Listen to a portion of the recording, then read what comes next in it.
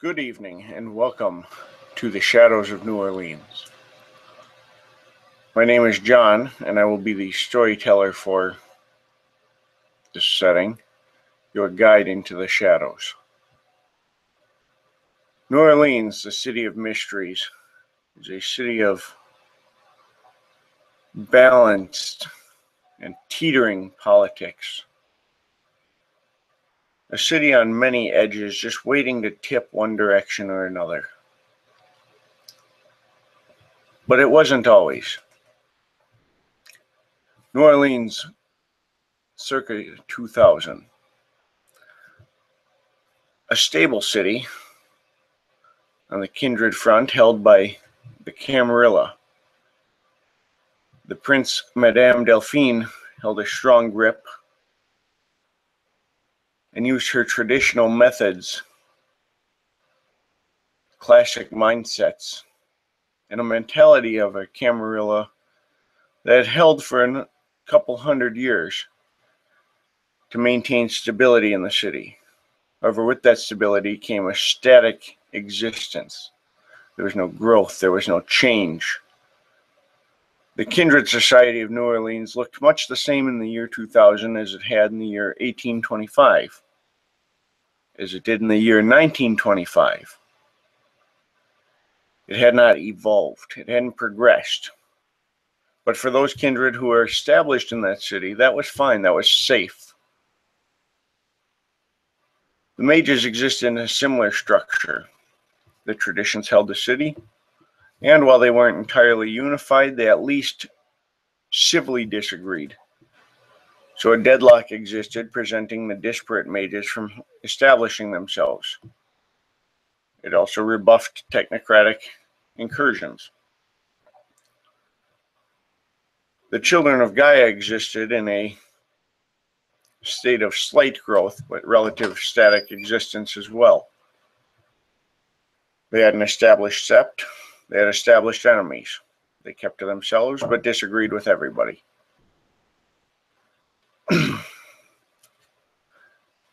Then came the Great Storm. Hurricane Katrina swept in.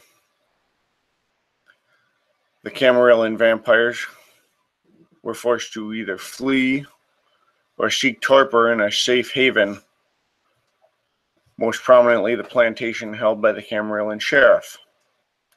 Their food sources were leaving, their havens risked destruction. It was not a place that was safe for them. The traditions likewise sought other fronts. Certainly their magics were potentially strong enough to rebuff such a storm, but doing so drew attention. It drew risk. Much easier to leave. The sept, sitting in a marshland, had no chance. It would flood. It would be washed away or buried. And while the waters would retreat, the Garou who remained there would be gone. So they too dispersed and fled, many seeking cairns in Florida, Georgia, and other surrounding areas of Louisiana. The storm did incredible damage to the city. In the wake of said storm, other tragedies moved in. The technocracy, in the name of rebuilding efforts, came in with their science, their machines. They took government contracts, they built corporate offices, and they established a stronghold in the city. Not a single building, not a single entity, a location that could be targeted, but an infrastructure whereby they were integral to the city's ongoing life. In return, the city fed back into their narrative. Science had saved them. The enemies of the Garou, the servants of the worm, most namely the subsidiaries of Pentex, moved in. Wormish contractors, companies, and entities bought out damaged oil rigs. They acquired destroyed and capsized ships. and they wormed their way into the infrastructure of the city in the way of businesses, chains, offering amenities, offering comfort to these citizens, comfort that wasn't available anywhere else. Behind both of them, in the wake of this lawlessness, looters, crime, and anger were the perfect tools for the Sabbat to come in. Shoveling and reckless embrace ran rampant, fueling in turn the violence, which in turn fueled further. This cycle led to an era of violence and instability. With time, however, others came in and overthrew them.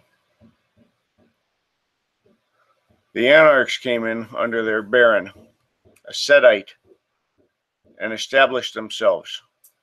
They worked with the disparate mages, mages that had been displaced, shoved out by the traditions. The same mages that had been persecuted by Madame Delphine and her pogrom on her slave shamans. Later on, any mortal that could work such magics.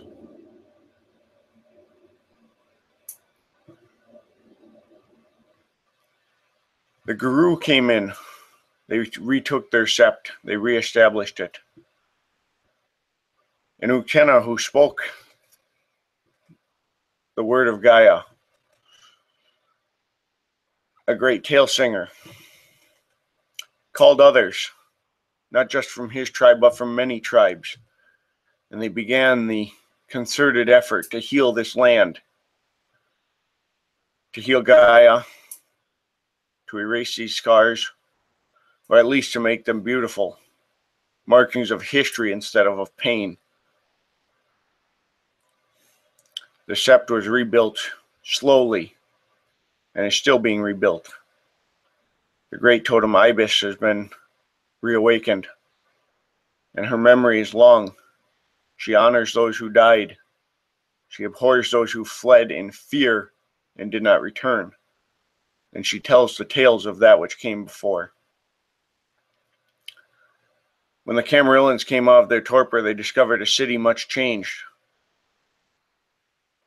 The human population was controlled by the anarchs. The best of the territories was controlled by the anarchs. The French Quarter, once home to Madame Delphine, where her ancestral home and haven stood, was controlled by the anarchs. They were relegated to the fringes, to a few holdings in the city. And when they pushed back against the anarchs, they discovered another thing. Those mages who had helped retake the city, who had helped conquer the Sabbat, and in turn had been aided in pushing back the technocracy, stood still with the anarchs. Whether in alliance or simply acting out upon the grudge against Madame Delphine and her pogrom, the mages pushed back. They kept the Camarillans to the sidelines. When the traditions came in to reestablish themselves, they too found a different city. For those disparates that they had sidelined, that they had pushed back, that they had left to be outliers and victims of Madame Delphine, were no longer helpless loners. They had formed together in bands, and while those bands didn't always just agree with one another, they had established themselves. And further, they had established arrangements with these anarch vampires. And the traditions too found themselves sidelined, forced to work with the disparates, not necessarily as even as equals, certainly not as superiors, sometimes as second-class citizens, following the disparates' decisions on how the city would be laid out, who would hold what, because they had no choice. Some of the traditions couldn't establish themselves at all.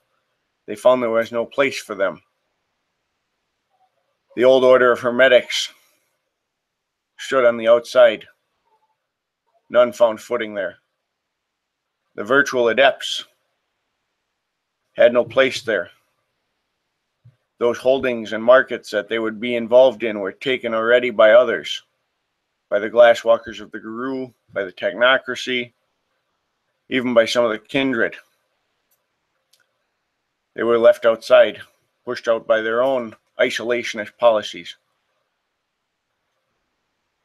The Guru found themselves in a unique place. They were not prepared for war with mages and vampires allied.